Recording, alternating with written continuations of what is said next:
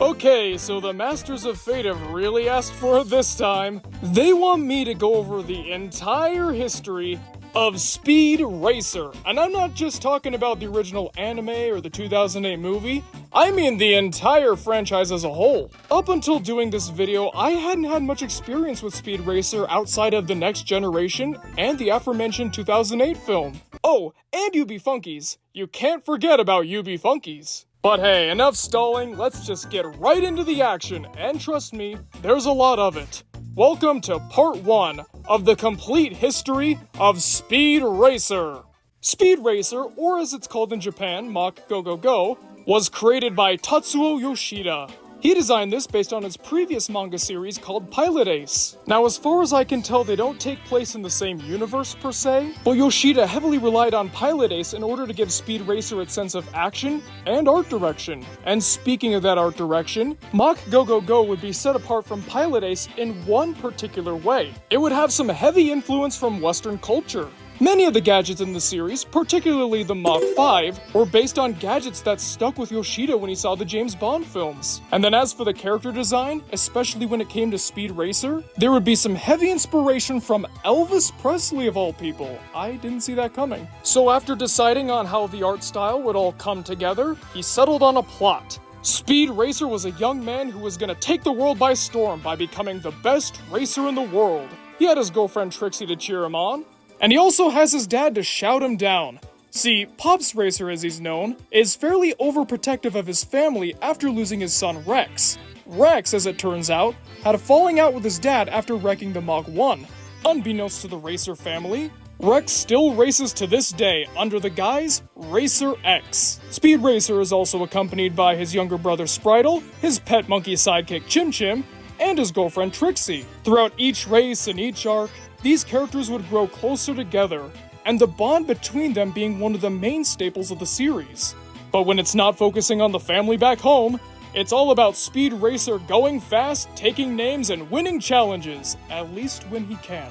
From there, Speed and his friends/family would get involved in many crazy and brutal, but also down-to-earth situations. Even though Speed Racer could be over the top and obviously featured a lot of high-tech gadgetry, it was clear that this still took place in the real world. Keep that in mind as we carry on throughout the series. Speed Racer/Mach Go Go Go hit store shelves in June of 1966, and it was an immediate hit. The Japanese audience adored the characters, the action, the art, everything about it. And as the popularity for Mach Go Go Go grew, I can't believe I put that in the script. It took the same path that most popular mangas end up taking. It got an anime adaptation. But unlike many of the anime adaptations we'd see these days, this anime would take some deviations from the source material by either shortening arcs, or by removing some of the violence seen in the manga that wouldn't exactly fly on national TV. Shortly after the anime premiered, Translux, an American distribution company, bought the rights to air Mach Go Go Go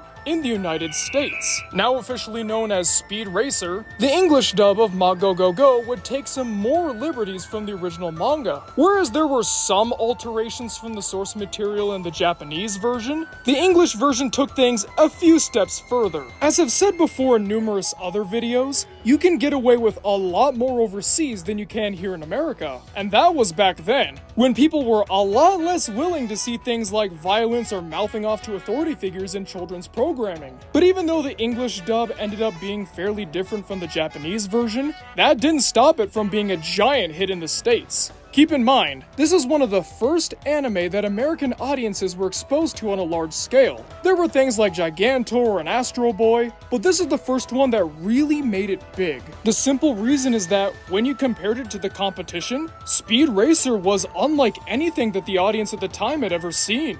As the resident Speed Racer expert known as the Mach 5 Museum put it, the mid-1960s were a point in time when Hanna-Barbera absolutely dominated television animation. And no disrespect to Hanna-Barbera, but that wasn't always a good thing.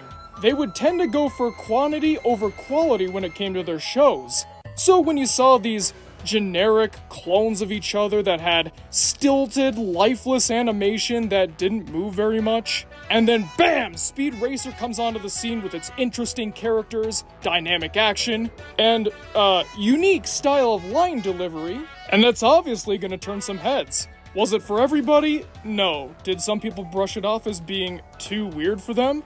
Yes, of course. But throughout its 52-episode run, whether it was in Japan or the United States, Speed Racer resonated with its audience, and that means that it wasn't gonna go anywhere anytime soon. Unfortunately for Speed Racer fans, they would have to wait until 1993 to get a new iteration in the series. And some would argue that they actually had to wait till 1997 because most Speed Racer fans try to pretend that this doesn't exist.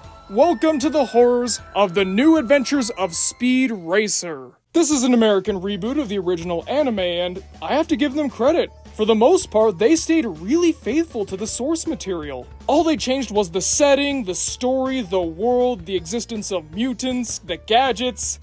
Okay, that sounds like they changed a lot, but at least they kept the names. Okay, yeah, time to drop the sarcasm here. This is one of those iterations of a popular franchise where the only similarity it has with what came before it is that it has the same title. It takes Speed Racer, gives him a new version of the Mach 5, and has him fight off against aliens and go through time travel shenanigans, and really, it takes away everything that made Speed Racer fans fall in love with the series. There's no interesting character dynamics anymore. Everybody's just some kind of 80s or 90s cartoon archetype. The focus on family has been completely removed. And even if it was there, you wouldn't care about the characters whatsoever since they don't take much time to develop them. And the focus on racing has been replaced with all these fantastical elements that don't belong in the world of Speed Racer.